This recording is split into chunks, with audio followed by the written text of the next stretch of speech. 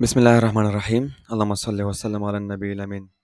अस्सलाम वालेकुम। उम्मीद है कि तमाम दोस्त अहबाब खैरियत से होंगे और वीकेंड भी अच्छा गुजर रहा होगा। और उम्मीद ये भी करता हूँ कि इंशाल्लाह कल जो मार्केट ने मूवमेंट दी है हमारे लेवल से, उससे प्रॉफिट भी कमाया होगा। आज की जो वीडियो है वो मनी मैनेजमेंट के हिसाब से है, क्योंकि ज़्यादातर मेंबर्स ने रिक्वेस्ट की थी कि काइंडली सर एक वीडियो मनी मैनेजमेंट के हिसाब से ही बना दें। तो आज की जो वीडियो है वो मनी मैनेजमेंट के हिसाब के बेस पे है। कल इंशाल्लाह अगर ज़िंदगी रही और मौका मिला तो वीक एनालिसिस की वीडियो अपलोड करूँगा। अच्छा, सबसे पहले तो मैं एक बात क्लियर कर दूँ कि कल जो मैंने लेवल शेयर किए थे, मैंने सेल के लेवल्स 3 बताए थे। एक लेवल हमारा साथ ये था 1918 का, दूसरा लेवल हमारा साथ ये था 1923 का और तीसरा लेवल हमारे साथ ये था 1928 का। तो यहाँ से तो मार्केट ने हमें प्रॉफिट दे दिया। 1918 या 1920 से मार्केट तकरीबन 37 पिप्स नीचे आ गई। हमने यहाँ से प्रॉफिट ले लिया, लेकिन जो नेक्स्ट लेवल था उस लेवल को मार्केट ने ब्रेक कर दिया। हालांकि मैंने ग्रुप में बता भी दिया था कि close at entry point, if you are worried so close at entry point, clear. लेकिन तीसरा जो लेवल था वहाँ से मार्केट बहुत परफेक्ट गिरी है 1929 से। वो भी आपको दिखा दूँ, मैंने ग्रुप में जो बताया था। ये देख ले, और wait for perfect level 1929, clear. मैंने बता दिया था कि अगर आप 23 से इंटर होना चाहते हैं तो ये रिस्क लेवल है, क्लियर। इसके अलावा अगर आप वेट करना चाहते हैं 1929 का तो ये बेस्ट रहेगा, 20 पिप्स डाउन, क्लियर। तो 1929 का जो एरिया था वो बिल्कुल परफेक्ट एरिया था। मार्केट कैसे गिर गई वहाँ से, बहुत ज़बरदस्त वहाँ से गिर गई। अच्छा, मनी मैनेजमेंट के हवाले से बात कर रहा हूँ कि हमने अपनी इक्विटी को कैसे मैनेज करना है। सबसे पहले तो ये, आप जहाँ से मार्केट में एंट्री लेते हैं, जिस तरह मैं कहता हूँ कि फॉर एग्जांपल आप मार्केट में एंटर हो जाए सुपर रिस्क एरिया, यहाँ पर wait, risk sell 1923.7। Risk sell का मतलब क्या है कि आपने यहाँ पर लॉट साइज बिल्कुल स्मॉल यूज़ करना है।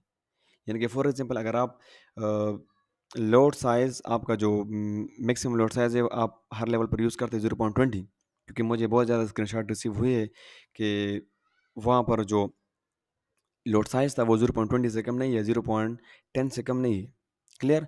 तो रिस्क के लेवल पे आपने मिनिमम लोड साइज 0.01 या 0.02 आपने यूज़ कर देना है, क्लियर। फॉर एग्जांपल यहाँ से तो हमने प्रॉफिट ले लिया। नेक्स्ट लेवल पे हमारा जो एंट्री 1923.7 पे, तो वहाँ से मार्केट नहीं गिरी। तो बिल्कुल यहाँ पर अगर हम देख लें 1929 पे तो हमारा एस हिट होगा, लेकिन मैंने ग्रुप में बता दिया था कि close at entry point now, clear. वजह क्या थी, मुझे पता था कि मार्केट में मूवमेंट अप साइड के बहुत ज़्यादा है। क्यों, क्योंकि वो भी बता दूँ। यहाँ पर 1 मिनट, ये देख ले, 1 मिनट, ये H4 candle close above 1913 will move further upside movement. यानी कि अगर कोई भी H4 की कैंडल 1913 से ऊपर क्लोज हो जाए तो याद रखना मार्केट में अप मूवमेंट और भी है। और वही हुआ।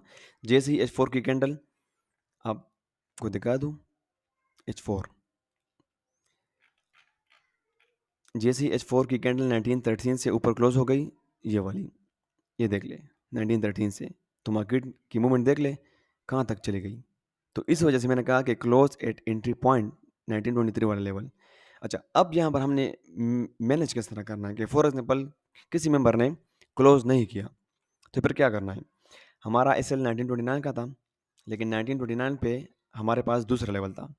बिल्कुल, अगर आपने अपनी एंट्री को यहाँ पर क्लोज नहीं की तो 1929 पे आपका एस एल हिट हो जाना था, लेकिन वहाँ से फिर आपने दोबारा एंट्री लेनी है।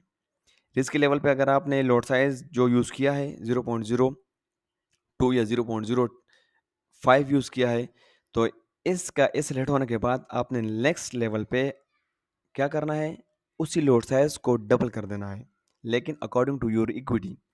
इस तरह ना हो कि आपके साथ $100 का अकाउंट हो और आप यहाँ पर 0.10 लगा लें, इसका एसिलेट हो जाए 1929 पे, तो आपके साथ पीछे कितने बच जाएंगे, $40। तो $40 पे आप 0.20 किस तरह लगाओगे। वो तो अगर 20 पिप्स मूवमेंट अप कर दी तो वो तो अकाउंट वॉश हो जाएगा। नहीं, $100 के अकाउंट पे मैं रिकमेंड करूँगा कि आप 0.01 से ज़्यादा ट्रेड ना लें। हाँ, अगर मैं बता दूँ कि ये लेवल सुपर रिस्क है तो बिल्कुल 0.01। अगर उसका ऐसे हिट होता है तो मीडियम रिस्क लेवल पे आपने उस जब एंटर होना है मार्केट में तो 0.01 की 2 ट्रेड लेनी है फिर। 2 ट्रेड क्यों लेनी है? वो इसलिए बता रहा हूँ कि एक जो एसएल आपका हिट हुआ था $6 का, 2 ट्रेड आपने ले ली तो 50 पिप्स आपकी जो टीपी होगी तो वहाँ से आपको आ जाएंगे $10। तो $6 आपका जो लॉस होगा वो रिकवर हो जाएगा और $4 आप प्रॉफिट में निकल जाओगे। कल मुझे मेंबर्स ने जो मैसेज किए थे कि सर हमने 1923 से एंट्री ली है, अब 1929 से क्या कैसी एंट्री ले? तो मैंने उनको उनको गाइड किया था बाकायदा कि आप यहाँ से अपने लॉट साइज को डबल कर ले और 1925 पे आप निकल सकते हैं, विथ प्रॉफिट आप निकल सकते हैं। तो जिन जिन मेंबर्स ने मेरी बात मानी है और उन्होंने फिर बाद में मेरे साथ स्क्रीनशॉट भी शेयर कर दी, तो अल्हम्दुलिल्लाह वो सारे प्रॉफिट में निकले हैं। क्लियर? हाँ, जिनका एसेट हुआ था तो नेक्स्ट लेवल पे पर आपने लोअर साइज को डबल कर देना है, लेकिन अकॉर्डिंग टू योर इक्विटी।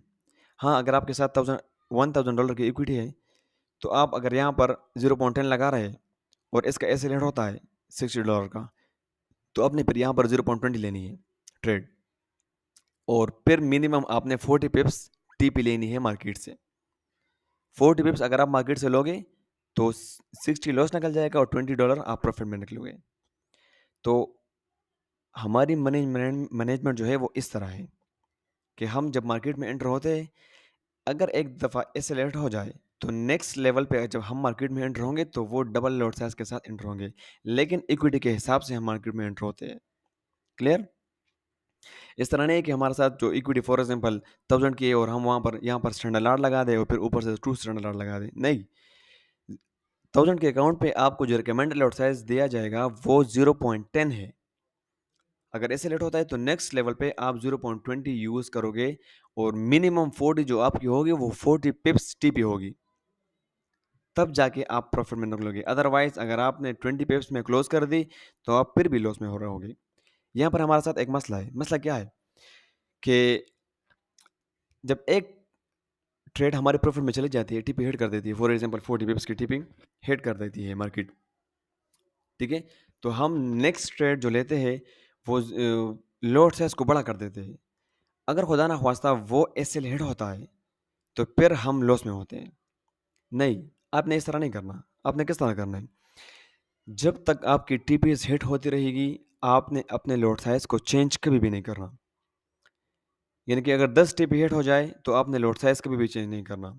हाँ, लॉट साइज कब चेंज करना है, जिस दिन आपका उसी लॉट साइज पे एसएल हिट हो जाए तो नेक्स्ट ट्रेड पे आपने अपने लॉट साइज को डबल कर देना है। या तो डबल कर दे या 2 एंट्रीज ले ले और टीपी वही सेम ही रहेगी जो कि जितनी टीपी आप मार्केट से लेते हैं।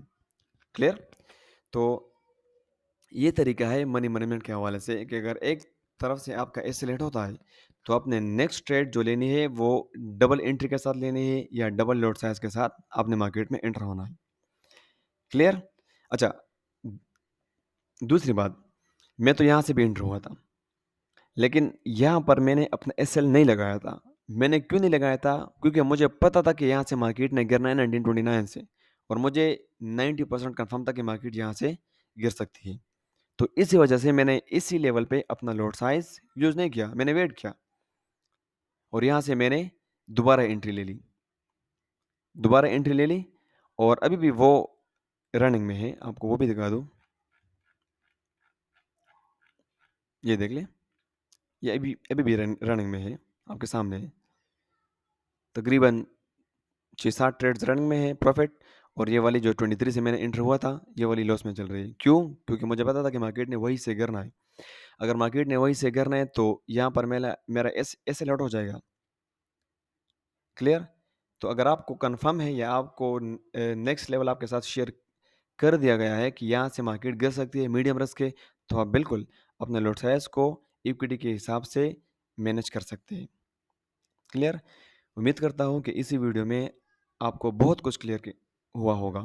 अगर फिर भी कोई इशू है तो आप इस वीडियो के कमेंट में कमेंट कर दें कि ये इशू है, तो इंशाल्लाह नेक्स्ट वीडियो में वो इशू भी हम क्लियर कर देंगे।